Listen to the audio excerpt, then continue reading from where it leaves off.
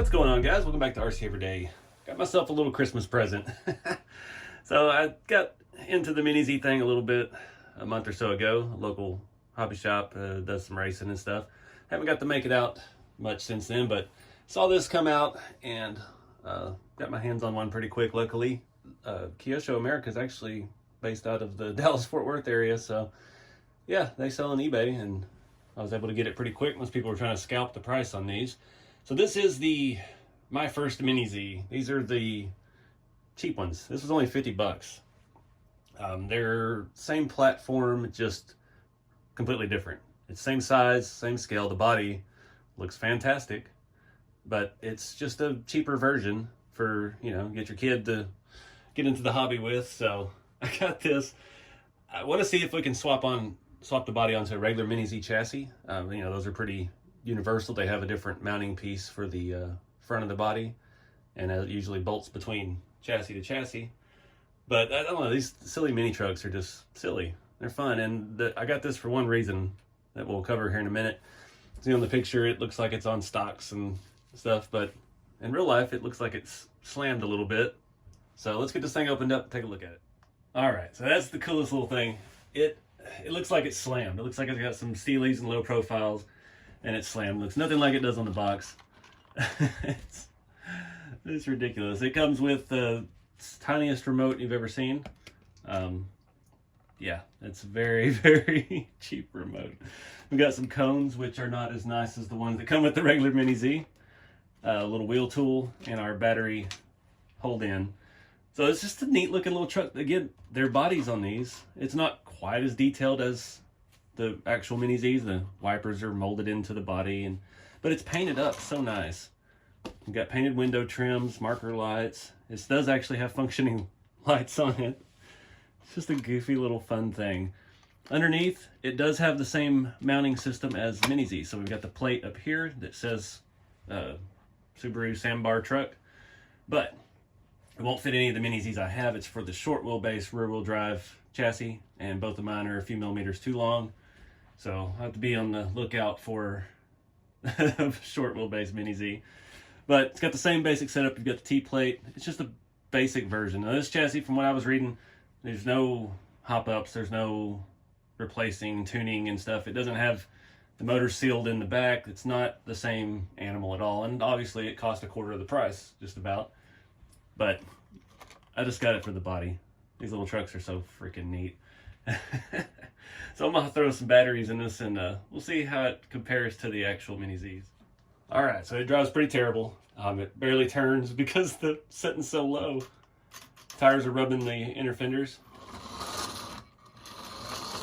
Lights are only on throttle. No backup lights or anything. It says rear-wheel drive, but it doesn't have enough get up and go to slide. That's on high. You have a setting on the back of the controller for high and low. Low is very safe. Keep your little one from doing any damage around the house with it.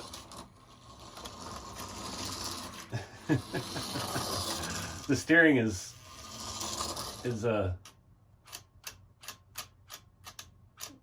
not a servo, that's for sure. This is terrible.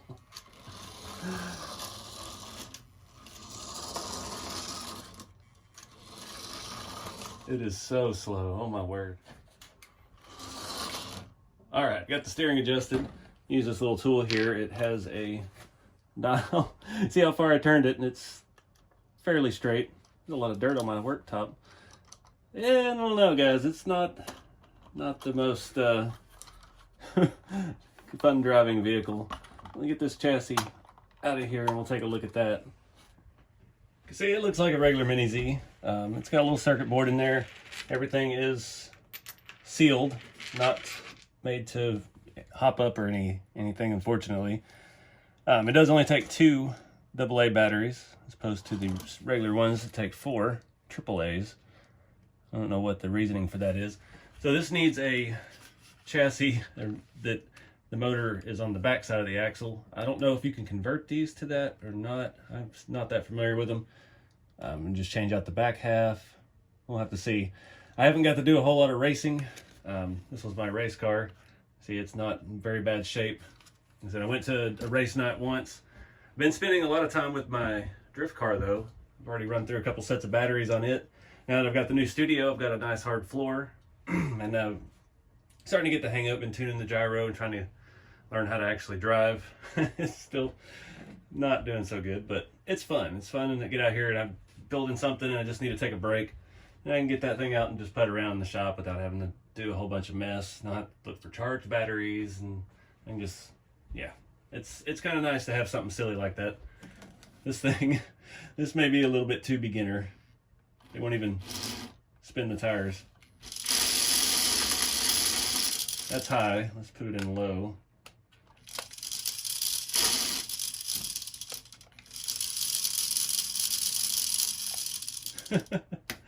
Not much oomph to it. I don't want to disconnect the lights. It has a little protection over that protection on the connection.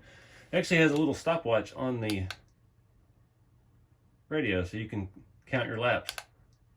That's kind of neat. And the body goes together like any regular old MiniZ. Slide the front piece in and then your sides snap into the body like so, and you're good to go.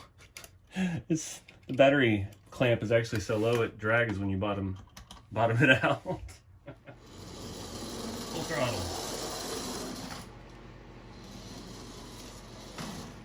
Can't even do a reverse 180.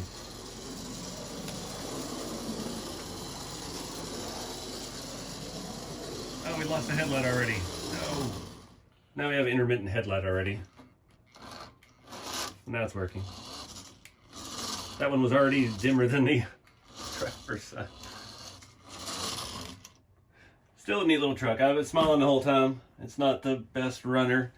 I can see it being good for little bitty kids to get out and get their first RC car, but I definitely just got it for the body and the stance. I think this would be a hoot put on the drift chassis, but I don't know if they make a short drift chassis. I think the drift chassis, the MR, they're M something 3.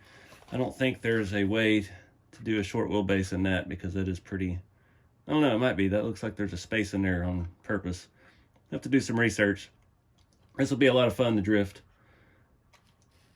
but it ain't got the guts to do it out of the box. All right, so a little addendum to the video. I did some research. You can shorten these. It does come with the parts. I was gonna do it, but this one also is in the wide configuration, and I'm not sure what all that entails to put the narrow stuff on, but it does come with the parts to do so. So it can be done, but I don't have enough time today to get into it. It's gonna be a little more involved than I was thinking. So I answered my own questions. So thanks to everybody who comments. All right, guys. So I guess my final thoughts on this. I'm glad it's not the first MiniZ I bought because I would have been thoroughly disappointed with the drivability of it. I could see it being good for little kids. I'm sure that's their thought behind it.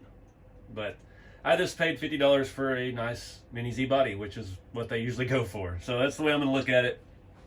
There's nothing else we can do with that chassis. It's, you know, it's all closed systems. It's got that motor gear set up for steering, so it's pretty severely left and right. There's not really anything good about it.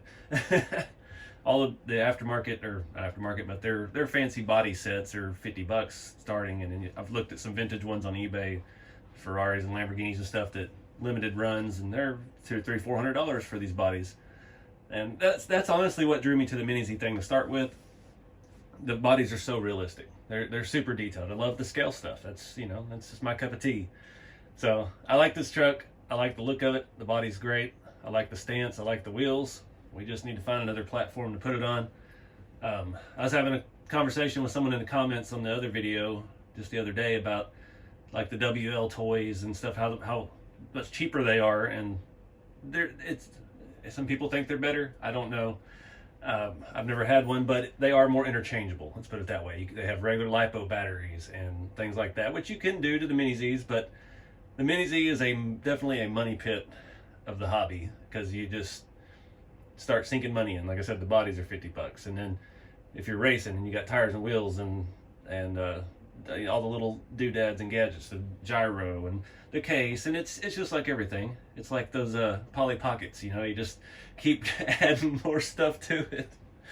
But you know, and that's, a lot of people enjoy that. I hate it because it costs so much money, but I do like that. I like, if I had unlimited money, I would have a wall of MiniZ bodies, vintage ones and custom ones and stuff, because they come with a tire and wheel to match, and they already look like a whole car, and it would just be a display thing. But I don't have money to waste on more collectibles. I like things at least that I can drive and collect. So yeah, that's my 2 cents, guys. Neat little truck, neat little body, not the best driver, but until next time, guys, keep it scale, and I'll see you in the next video.